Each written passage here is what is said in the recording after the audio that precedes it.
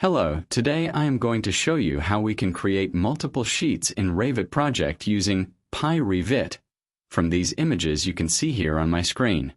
The task is simple. We have to create new sheets along with the correct title block for this project. So the first thing we have to do is open the snipping tool. Type in snipping tool on the search bar. Let me grab it from the other screen.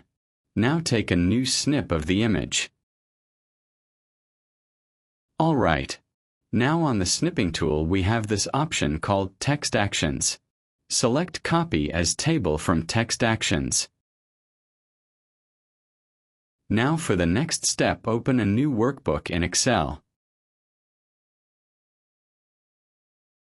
Select the first cell and paste your copied table data here. You can just press Ctrl V to paste it. Expand the columns and then delete the unnecessary information like headers and empty cells.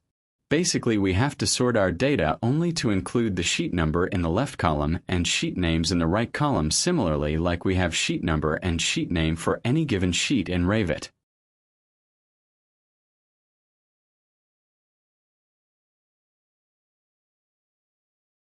Now I am going to copy the table data from the second image that we have here. Repeat the steps like we did to copy data from first image using the snipping tool.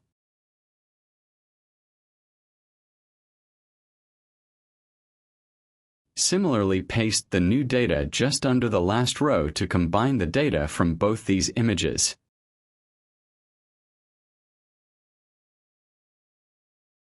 I want to remove .pdf from these names since it is just an extension and should not be included in the sheet name. After this, we will go in our project file. Here we have some sheets already, but we have to go in the pyRevit tab and click on this drop-down to get all sheet actions. We will use the batch sheet maker to create all our sheets at once. In our Excel, select all the sheet numbers and names and copy them. Then straight away paste them in the batch sheet maker dialog box. Okay, so we have all the data ready here. Now click on this Create option. Revit will ask us to select the right title block to create all these sheets. And ta-da! All the new sheets have popped up here. Due to the current browser organization, we have these sheets under this question mark folder. So we have to change the parameter value to make them come under right folder. For these ones we have stato di fatto, meaning existing, and for the other ones, as you can see on my screen, we have stato di progetto, meaning current status of the project.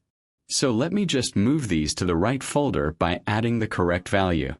Right now, this parameter controls the browser organization. Alright. Everything looks well.